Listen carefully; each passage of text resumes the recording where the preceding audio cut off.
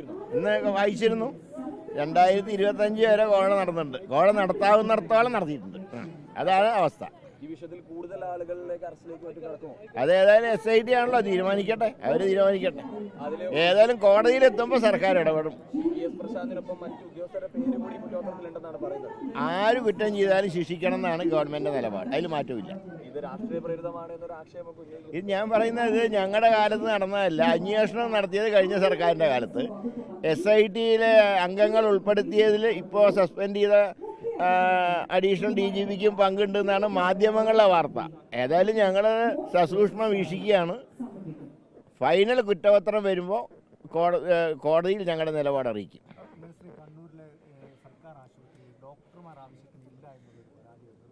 അത് മൊത്തത്തിൽ കേരളത്തിലൊരു ആക്ഷേപമുണ്ട്. അത് ഞങ്ങൾ പരിഹരിക്കാൻ ശ്രമിക്കുന്നുണ്ട്.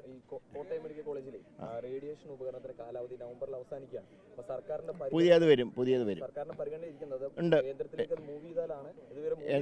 ഏതായാലും അതിൻ്റെ മൂവ്മെൻറ്റ് നടത്തുന്നുണ്ട്. അത് കാലാവധി അവസാനിക്കുന്നതിന് മുമ്പ് പുതിയ സംവിധാനം വരും.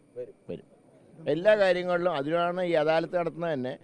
ഒരു ജില്ലയിലുള്ള മെഡിക്കൽ കോളേജ് മുതൽ പ്രാഥമിക ആരോഗ്യ കേന്ദ്രങ്ങൾ വരെയുള്ള ന്യൂനതകൾ പരിഹരിക്കാനാണ് ഇതുപോലെ അദാലത്തുകൾ സർക്കാർ നടത്തുന്നത്.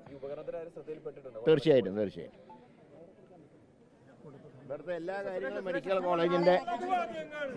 മെഡിക്കൽ കോളേജിൻ്റെ എല്ലാ കാര്യങ്ങളും അപ്പോൾ തന്നെ MLA അറിയിക്കാറുണ്ട്.